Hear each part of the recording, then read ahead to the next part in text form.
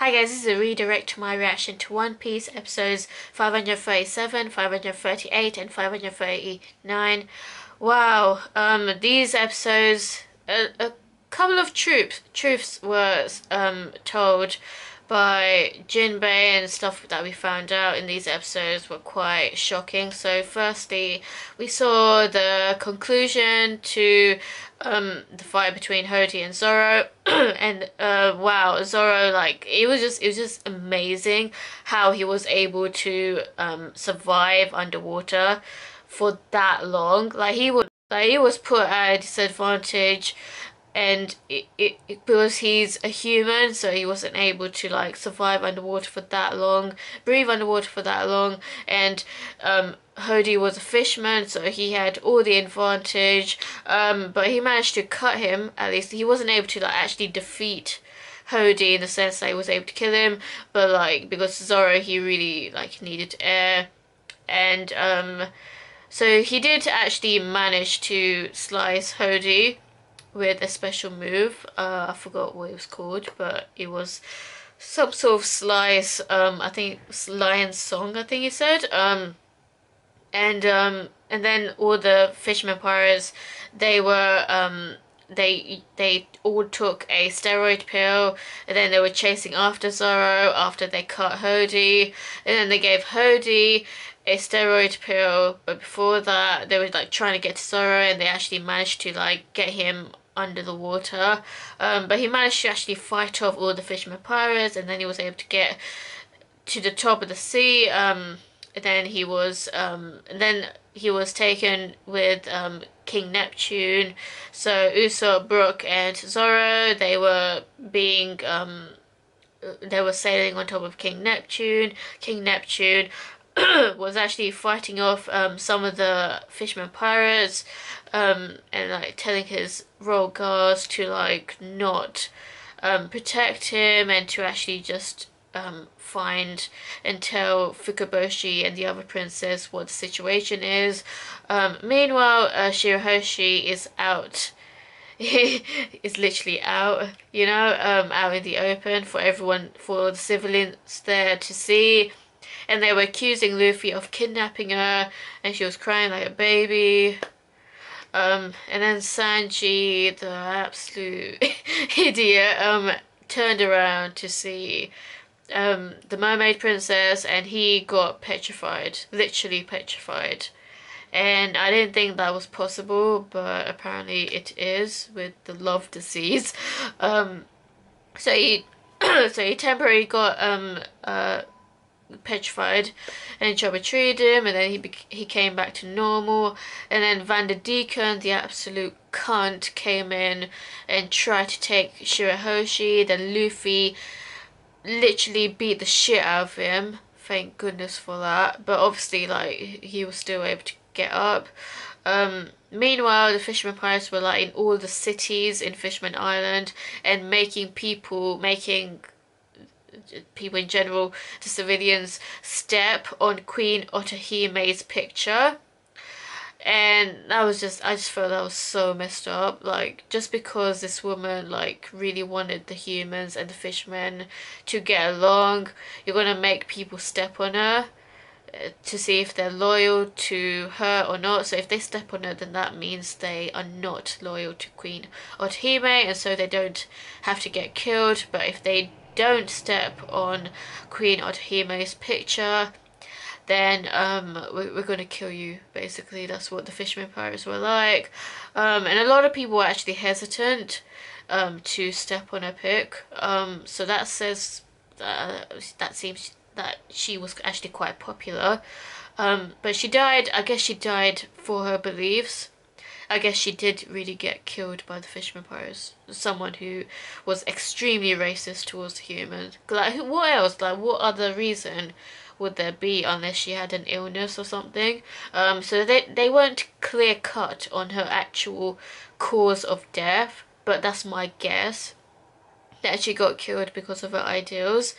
So yeah, it was kind of sad, like, seeing that. And then Jinbei reunited with Luffy, and Nami and Camie, they were going to Sea Forest as well. So they all reunited with Frankie and met Den, who is coating the ship. Jinbei spit a truth, and it was a really terrible, terrible revelation, especially for Nami. So he said that he was the one that actually let loose Arlong 10 years, 10 years, 11 years prior. And wow, I mean, Nami was definitely trying to contain herself, but it just brought back all the bad memories of being abused by Arlong physically and emotionally, and you know, like everything that he did, where he killed Bellemere, he took over Kokoyashi village, he did a lot of bad stuff to the people that were in her village, and he killed Bellemere. So you know, he literally killed the woman that raised her, the woman that she saw as a mom, you know, and then she literally had to work for Arlong. Just seeing those flashbacks with the updated animation, great animation, but you know, it's so sad seeing those scenes again. And then seeing those scenes where she was like, she had to like steal lots of treasure just so that she could pay off the debt for a village. Oh man, Nami went through a lot, like because it took like so long to like finally be free from Arlong. Um, you know, like literally 8 years, I believe. Yeah. So yeah, so that hit a nerve for Nami, but like she didn't like retaliate. She didn't retaliate physically because like I guess like because Jinbei is like really strong, but Hachi was also involved in this because he was actually working for Arlong back then, and he was actually the one that carried Nami to take her away, and because Arlong wanted to use her cartography skills. So Hachi was Arlong's henchman, one of Arlong's henchmen. Um, yeah, and Hachi he was asking for forgiveness, even though he knew that what they did was just so messed up that it's so unforgivable what they did. But anyway, so they also spit the truth that they all were part of the Sun Pirates. So actually, there were two people that a lot of people respected. That it was Queen Otohime. So as I said before, she was the one that actually wanted the humans to cooperate with the fishmen. And it turns out that the world government actually wanted the humans and fishmen to coexist in Fishman Island, and to have their king as one of the World Council. But the ironic thing was that the celestial dragons were actually very, very, very discriminatory towards the fishmen. So that actually made things really unsettling. So the humans and the fishmen, they just couldn't cooperate. Even after that rule was made, and even after Whitebeard claimed Fishman Island as his own. So even after Whitebeard did that, people still couldn't quite cooperate with each other. Humans were still hateful towards fishmen. Fishmen were hateful towards humans. So for Hachi, like, you know, there was a lot going on, and it was just so unsettling. And so Hachi and Jinbei, they were actually really good friends with Arlong because they were actually part of the same crew.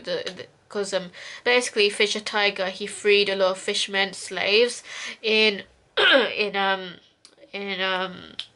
Marijoa, because he basically retaliated against the celestial dragons that were in Marijoa, and he also freed the fisherman slaves there. I don't know if he freed the human ones, because I do believe the Boa sisters were actually slaves in Marijoa as well, but they were freed by who were they freed by? I forgot.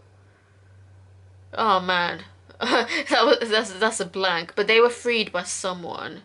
Oh yeah, Rayleigh. Rayleigh was the one that freed the Boa sisters. That was it.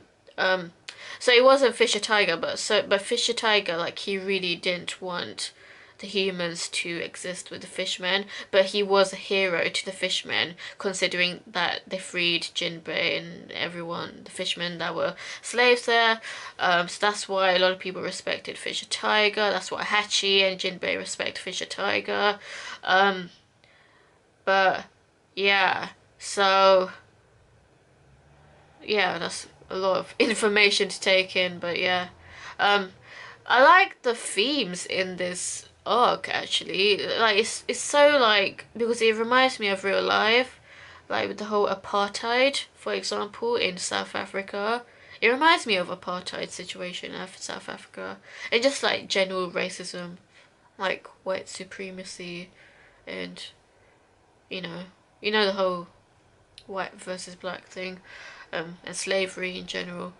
So I really, I mean, it's nowhere near as good as Marineford, I'm gonna be honest, but I do, I do like the historical context of Fishman Island.